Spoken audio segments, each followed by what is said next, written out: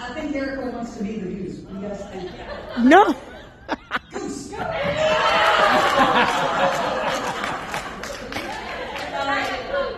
You guys are copies. Well, thank you guys. I'll let you guys all get back to your chairs. See, we got your attention hopefully this morning, right? This will not be the last time we play Definite Goose. It's the last time it will look like that. So, my name is Kate Young. I am from Texas. Carrie is my cousin. We've been business partners for 25 years. And before that, I was actually one of her directors. Carrie owned 4 centers. I ran a whole bunch of... Keep talking. Kate has control issues. But I think it's important that as leaders we remember to play. Because while this job is super, super important, it's also a job where they have Play-Doh available every day. And there are bubbles. Hey, if you don't have any Play-Doh with you and you need some, go over to one place. Cindy Morgan has a Play-Doh. Because we want you to remember that this should be a joy-filled job. You should be having fun in everything you do. So we try to make it a little fun, even though we're talking about some... Okay, so we dress for stuff. Yes, some stuff that might overwhelm you. Okay. All right, so we're going to talk about from overwhelmed to I got this, because we know that there are going to be things every single day in your role, whether you are an educator, a director, an owner, an advocate, that overwhelm you. How many of you think you have parents that are a little overwhelmed? Great, remember that as we get a little farther.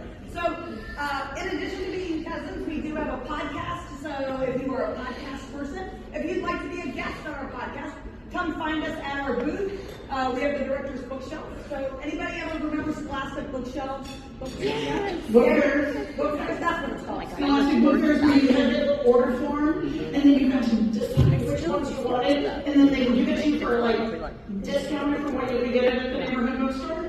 So we do that because that's one of the things that I think can make being a leader fun, is reading other people's perspectives on it, and also give you some resources. And saving money is always important on our bottom line. All right, so I have a question for folks. You guys all ready? Got your thinking brains on? Thinking caps on? If 10% of your enrollment disappeared tomorrow, would you know it? How would that make you feel? Do we have anybody who's willing to admit they would be very stressed out if they lost 10% of their enrollment? Okay, so I see a lot of heads moving, Carrie. I think we're in the right place. All right. Okay, so we're going to be talking about getting the right ducks in your pond. How do we make sure that you have enough different ways to bring revenue into your program? Because a lot of people, your pond of revenue is 1 or maybe 2 ducks. Hey, can we check? We could check. Okay. Okay, so what is a duck? An example of a duck is if I were the pizza place that was my table's discussion from yesterday. If you're a pizza joint, you have 1 duck, which is people who come at dinner and they sit down at the table and they have a full meal with pizza and soda and they hang out for an hour. That is 1 duck, 1 revenue source. If that is the only revenue source that that pizza joint has, are they going to make it in 2026? No. No. So they're going to need some Uber Eats, so people pick it up and take it home. They're going to need some people buying pizza slices, pizza by the slice. They might need some lasagna. So all of those would be different ducks, different ways. They could also do a food truck. And they could do a food truck. And that was our suggestion, is that they have a food truck because it was in a college town and they take the pizza food truck and they go down to, Fraternity Row and they park the truck there. And pretty soon people are going to be like, I like that pizza. Can I have it delivered to my room? Okay. So we need to make sure that you've got enough different kinds of ducks bringing revenue into your program. Because when the major employer in your area decides to have a staff reduction, that can take 10% out of your program like that.